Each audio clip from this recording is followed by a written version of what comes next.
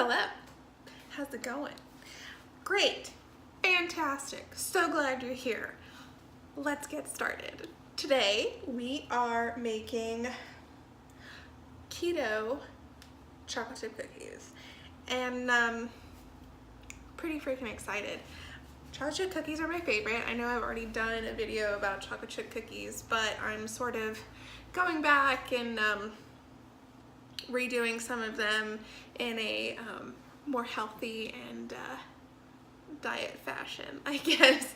So yeah, it's gonna be a great afternoon, okay? All right, so these are coconut flour cookies, and the more I work with coconut flour as I'm getting into this diet, the more I like it. I think it just, the texture of it and the flavor of it I like more than almond flour, and that's just a personal preference, but I made pancakes with it, super good. Oh, the hiccups.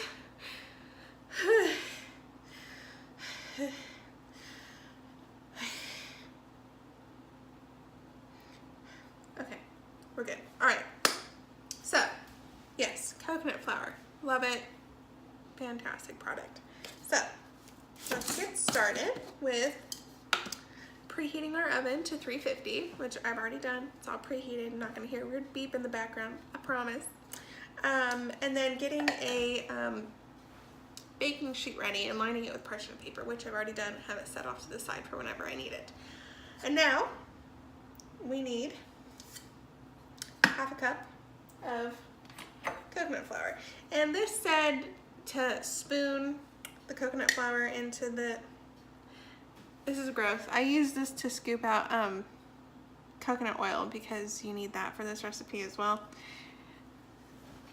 Coconut oil is really gross if you've never worked with it before, which I haven't, but we'll get back to that later. Okay, so we're gonna spoon coconut flour into our measuring cup because I guess when you just like stick it in and measure, you get too much.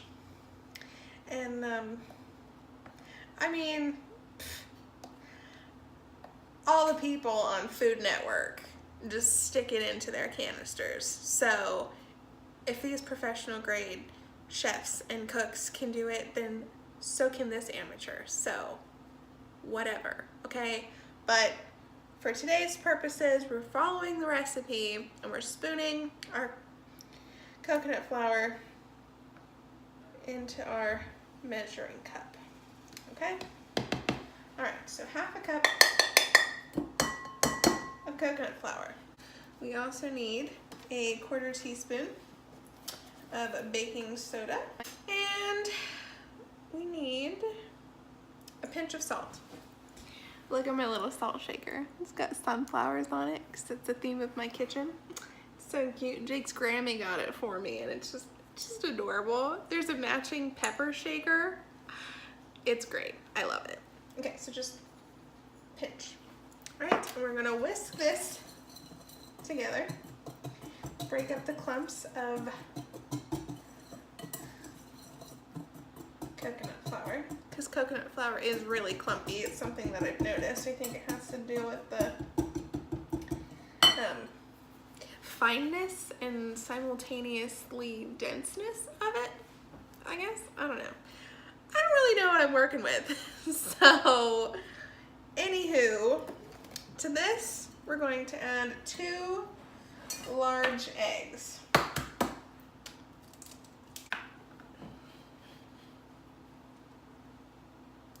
We're also going to add a 1/4 cup of melted coconut oil. Yes, I have never used coconut oil before.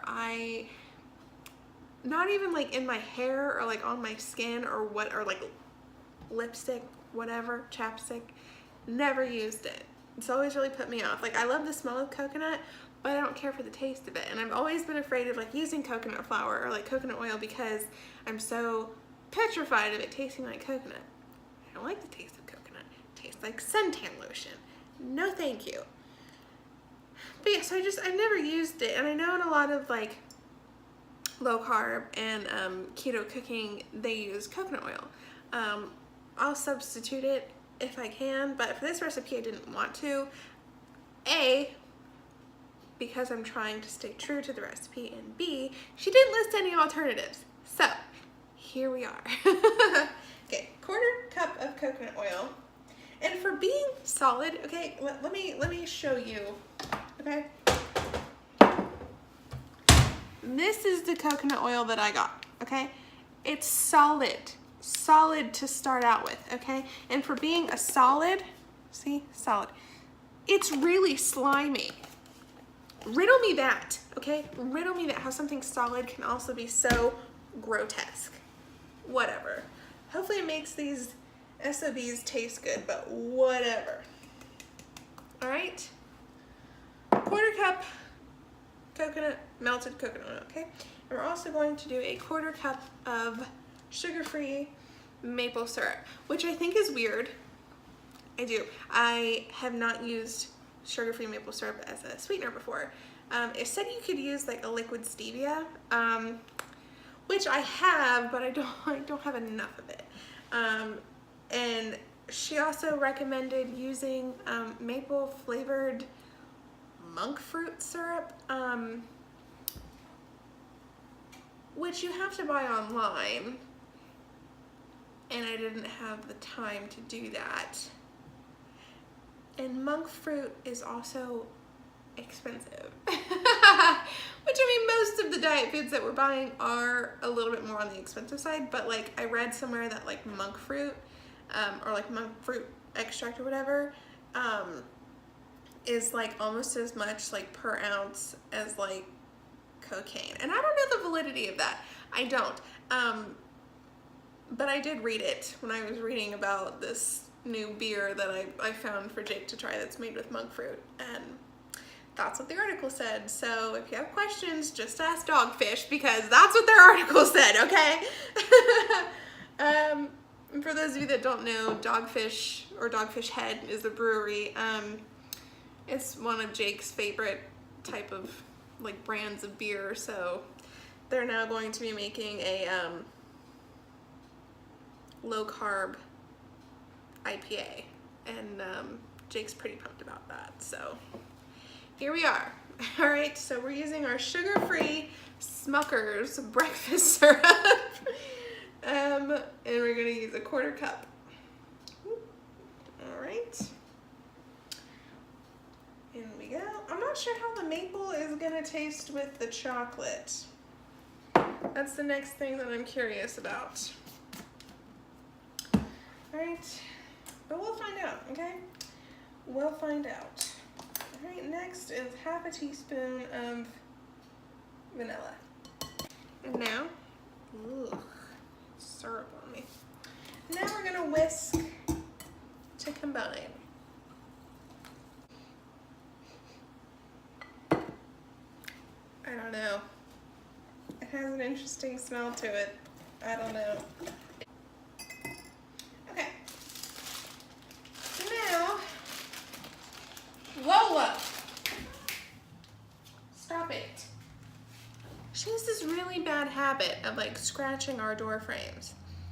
Mind you, it's wood, okay? So like, you can definitely tell, and like we're renting this house, okay? So whenever we decide to move out, guess who has to replace all the door frames?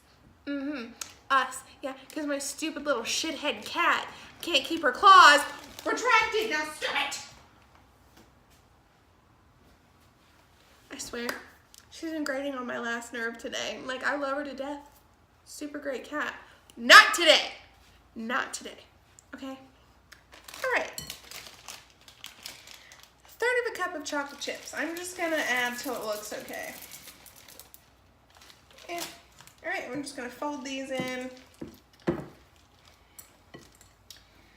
Fold in gently. So shortly before I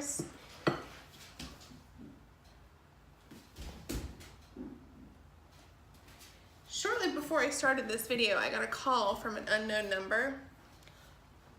Curiosity almost won. I almost answered it, but I didn't, because I figured it was like someone claiming to be from the IRS and telling me that if I didn't do this and that and give them my social security number and birthday and all of this stuff, that they would sue me. So I didn't answer. I was like, if they really want to talk to me, they'll leave a message. But they didn't. Joke's on them. I don't answer phone calls unless it's from Jake or my parents. So if you ever try and call me, don't. Okay, all right. So cookie dough is ready. Well, that's what it looks like. Look how beautiful. It doesn't smell bad. It kind of smells pancakey. Like I'm making little mini chocolate chip pancakes. So hopefully the maple syrup in it doesn't really alter the flavor of it. I don't know. Okay, so baking sheet. We've got it lined with parchment paper.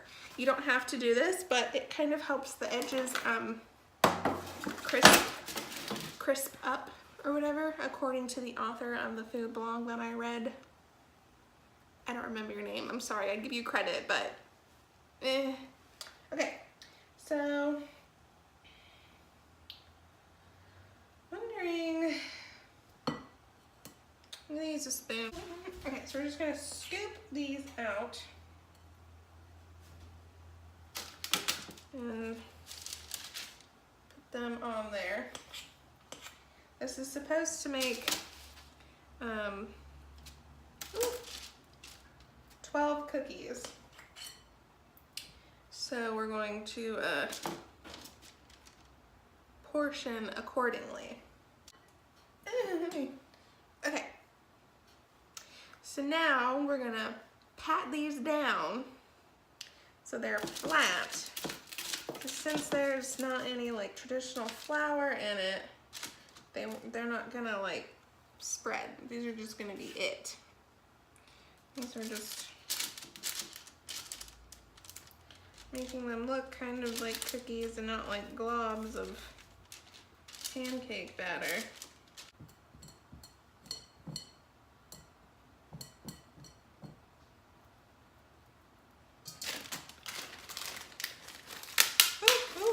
Okay, so we're just gonna like throw a couple extra chocolate chips on each of the cookies just to add whatever. I'm using sugar-free chocolate chips, but you can use dark chocolate or whatever if you don't want them to be super low carb. Because see, her recipe wasn't originally like a low carb recipe. It was like paleo, and it had regular maple syrup in it. Then she had a keto substitute. I was like, oh, shoot, yeah, I want to do that. So here I am.